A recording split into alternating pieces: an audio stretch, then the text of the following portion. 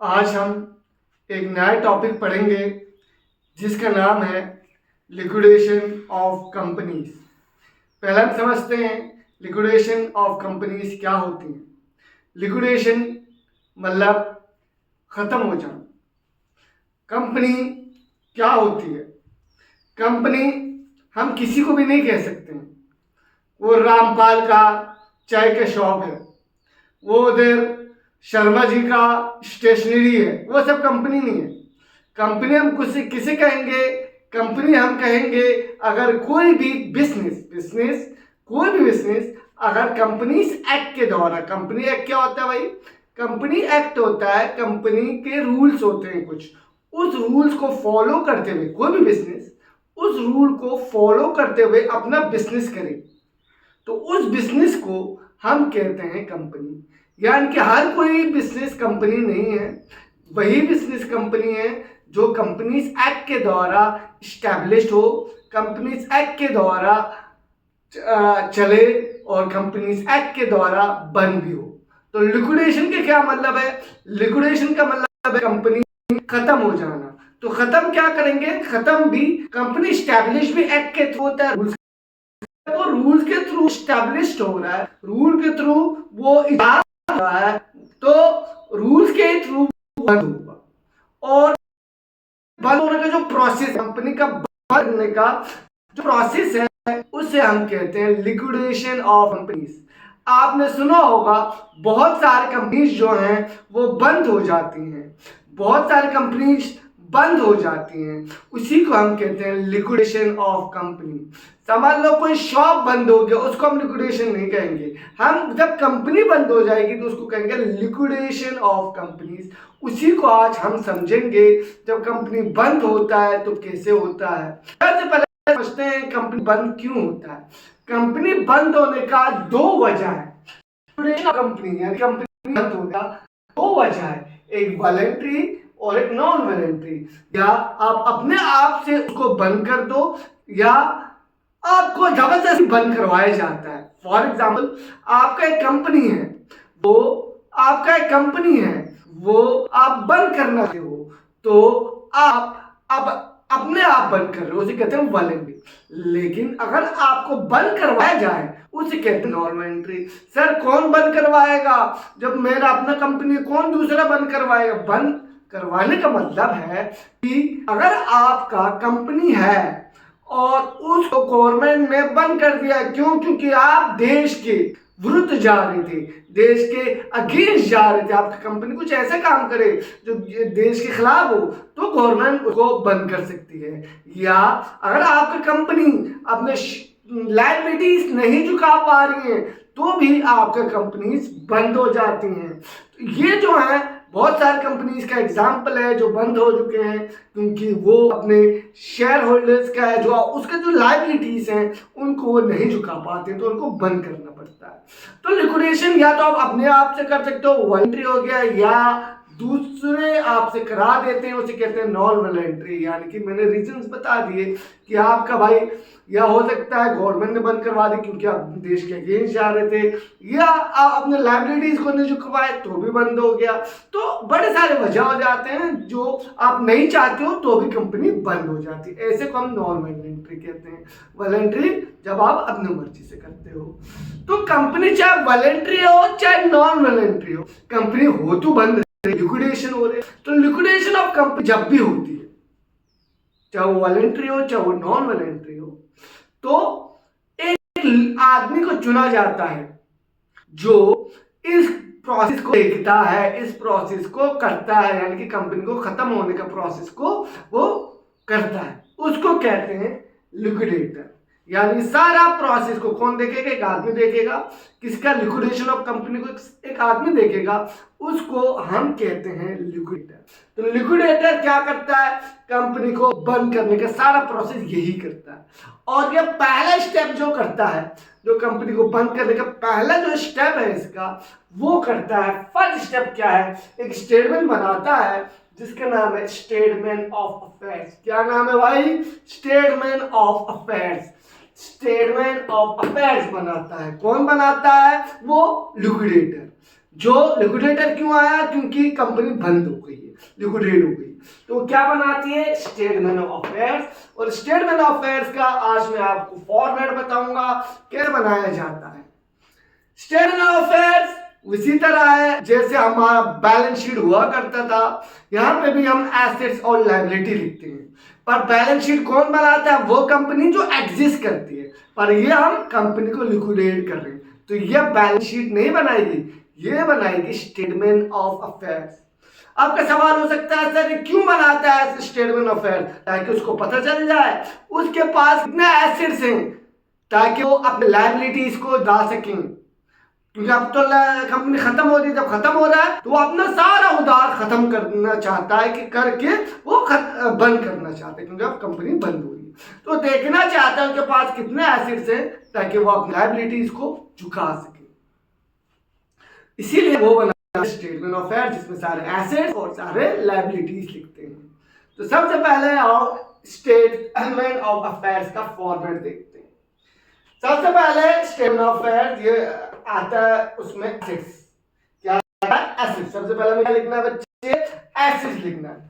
यहाँ पे हमें अमाउंट लिखते थे, यहाँ पे हमें अमाउंट नहीं लिखना, हमें लिखना है estimated realisation value. Sir amount का तो समझ में आता है, एस्टिमेटेड रियलाइजेशन वैल्यू क्या है।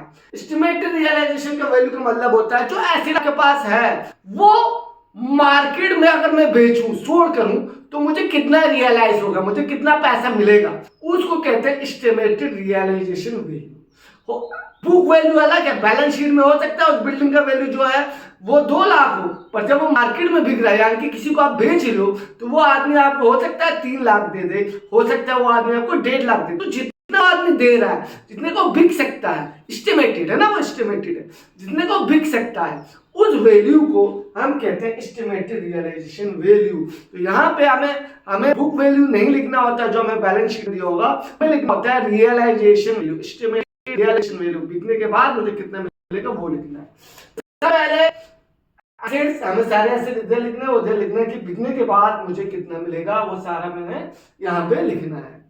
तो एसेट्स को हमने 2 में बांटे, कितने में बांटे, 2 में बांटा है। इस एसेट को लिखना है ना, अब इस एसेट्स को जैसे हम लोग जब बैलेंस शीट बनाते थे, हम लोग करंट और फिक्स एसेट लिखते थे। करंट एसेट्स ना, 2 एसेट्स में हम बांटते थे, हम फिक्स और करंट एसेट्स नहीं लिखेंगे।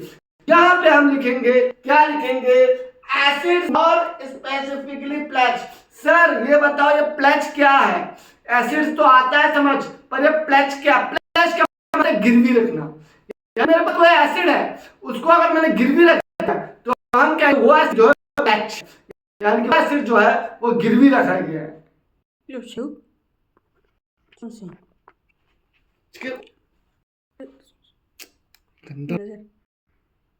एसिड्स को हम 2 में बांटते हैं, एक होता है assets not specifically pledge. Sir assets तो हमें समझ में आता है, प्लेज के क्या मतलब है, प्लेज का मतलब है कोई एसिड अगर आपने गिरवी रखा है तो उसको हम कहते हैं वो एसिड जो है प्लेज है। फॉर एग्जांपल अगर आपने बिल्डिंग जो है गिरवी रखी लोन, तो एक हमारा क्या होता है assets which is specifically pledge, यानी कि आपने वो एसिड गिरवी रखा है। दूसरा assets which are not pledge, यानी कि वो एसिड जो आपने गिरवी नहीं रखा है। मैंने यहाँ पे 2 चीजें ली हैं जो गिरवी नहीं, मेरे पास एसिड्स हैं, मशीन है, बिल्डिंग है, तो ये दोनों मैंने गिरवी नहीं रखे हुए, मेरे अपने ही हैं। तो सबसे पहले वही लिखना है, लिस्ट ए में आता है। लिस्ट ए में क्या आता है, एसिड नॉट स्पेसिफिकली प्लेज, वो आता है लिस्ट नंबर ए में। इसमें मैंने 2 लिए हुए हैं, एक मशीन और एक बिल्डिंग, मैंने लिख दी है।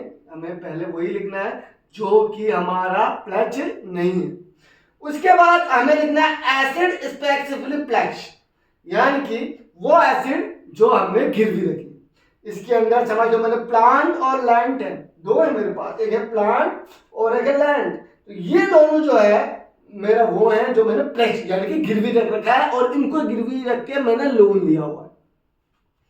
तो इसका एस्टिमेटेड वैल्यू कितना है प्लांट का, वो लिख देना है, मतलब मुझे रियलाइजेशन कितना, ये प्लांट बेच के मुझे कितना मिल सकता है, तो वो लिख देना है 40,000। जो भी आपको प्लांट में हो सकता है, मैंने एक इमेजिनरी फिगर लिया है, और वो प्लांट बेच के आपको जितना भी मिलेगा, मैंने मान लिया है कि उस प्लांट को बिकने के बाद मुझे 40,000 मिलेगा, तो मैंने यहाँ पे 40,000 यहाँ पे लिख दिया है।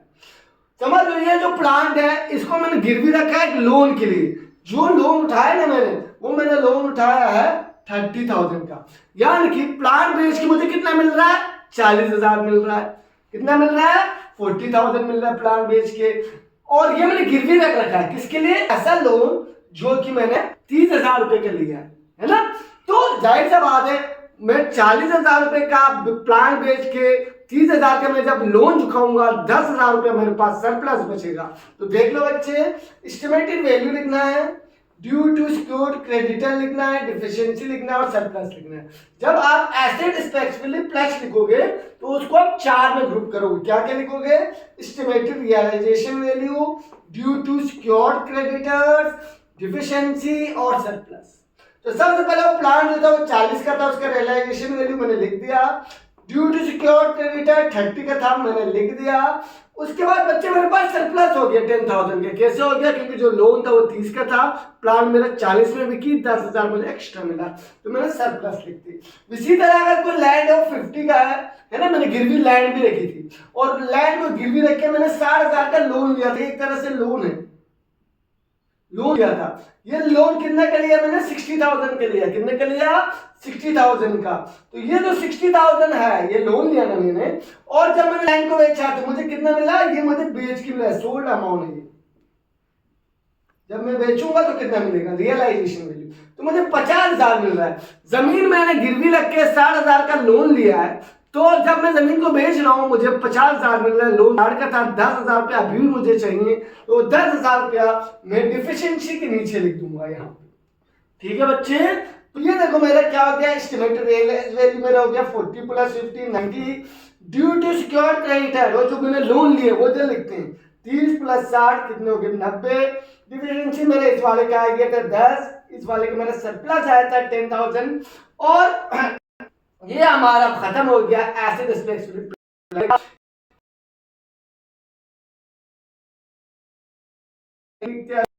हमें तो हमारा एसिड स्पेसिफिक प्लस जो है उसमें हमारा सरप्लस आ गया 10,000। उस 10,000 को हमें यहाँ पे लिखना है। तो estimated surplus from acid specific plus कितना हो गया मेरा 10,000। ये देखो मैंने फिर से आपको बता देना है, एस्टिमेटेड रियलाइजेशन वैल्यू आ गया 90,000, ड्यू टू सिक्योर्ड क्रेडिटर्स आ गया 90,000, डिफिशियंसीज वाले में 10 आया था, सरप्लस 10 आया था। यही सरप्लस जो है आपको यहाँ पे लिख देना है। तो estimated surplus from acid specific plus कितना आ गया, 10,000 आ गया। तो ये हमारा 30 + 10 40 आ गया। ये मेरे पास क्या, एस्टिमेटेड टोटल एसिड अवेलेबल। ये टोटल एसिड जो मेरे पास है वो कितने मेरे पास, 40,000। 30,000 तो इसका 10 सरप्लस है मेरे पास, तो 30 + 10 40,000 मेरे पास क्या है, एस्टिमेटेड टोटल एसिड अवेलेबल। किसके लिए, for liabilities, for liabilities. Liabilities के लिए जो मेरे पास एसिड्स है वो मेरे पास है 40,000। कैसे, 30 + 10 वो हो गया मेरे पास 40,000। ये हमारा एक तरह से स्टेटमेंट ऑफ फैक्ट्स है। और लास्ट में हमें एक समरी बनाना पड़ता है, इसी के नीचे ही हमें एक समरी बनाना है, समरी ऑफ ग्रॉस एसेट्स। क्या बनाना है, समरी ऑफ ग्रॉस एसेट्स। इसमें हम क्या कहते हैं, अब इसके बाद है ना, ये खत्म हो गया हमारा, इसके बाद हमें एक समरी बनाना है, समरी ऑफ ग्रॉस एसेट्स। इसमें दो आते हैं, एक आता है एसिड स्पेसिफिक प्लस, इसके और अदर एसेट्स। तो स्पेशली प्लस से मुझे कितना आया, देख लो भाई, यहाँ पे हमें लिखना पड़ता है रियलाइजेशन वैल्यू, है ना।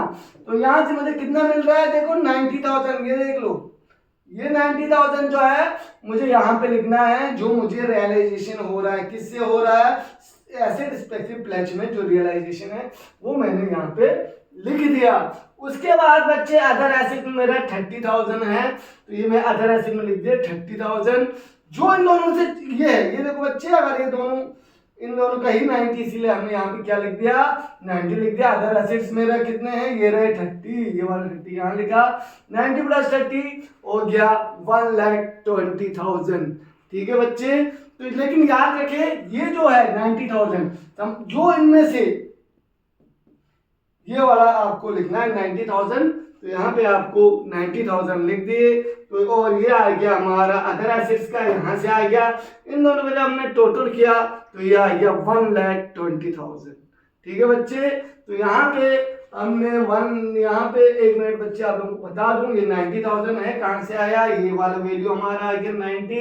अदर एसेट्स मेरा बच्चे यहाँ पे 30,000 है, कहाँ, ये रहा अदर एसेट्स है ना, पहले हमने एसेट उस पे भी प्लस लिख दिया 90, अदर एसेट्स मैंने 30 लिख दिया, दोनों को प्लस कर दिया, मेरा आ गया 120। अगर आप लोगों को कुछ भी इसमें डाउट हो तो मुझे बताएं, अपने फीडबैक दें कमेंट सेक्शन में। ये मेरा एसिड वाला आप लोगों को बता दिया। नेक्स्ट लेक्चर जो होगा वो मेरा लायबिलिटी वाला होगा, लिक्विडेशन का, लेकिन फीडबैक में जरूर डालें लिक्विडेशन ऑफ कंपनी। बहुत लोग कहते हैं लिक्विडेशन बड़ा हार्ड है, कुछ हार्ड नहीं, अगर आपको ये फॉर्मेट याद हो गया बहुत आसान है।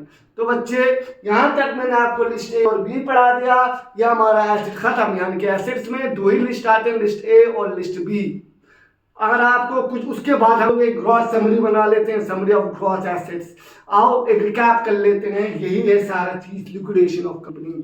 अब मेरी बात सुनो, मेरा चैनल को लाइक करें, सब्सक्राइब करें, शेयर करें, और कुछ भी अगर आपको डाउट हो, कुछ पूछना हो तो, या कोई लेक्चर चाहिए आपको, फीडबैक सेक्शन में आप मेरे, या कमेंट सेक्शन में आप मेरे अपने कमेंट्स लिख सकते हैं। भाई मुझे ये वाला चीज़ जो है, ये वाला यूनिट जो है, या ये वाला टॉपिक जो है मुझे पढ़ना है। तो आज के लिए इतना ही। मेरा चैनल को ज़रूर सब्सक्राइब, लाइक और शेयर करें, और अपना बेल बटन दबाना नहीं भूलें। कॉमर्स लर्निंग हब याद रहे, commerce learning hub by doctor Mansoor Ali.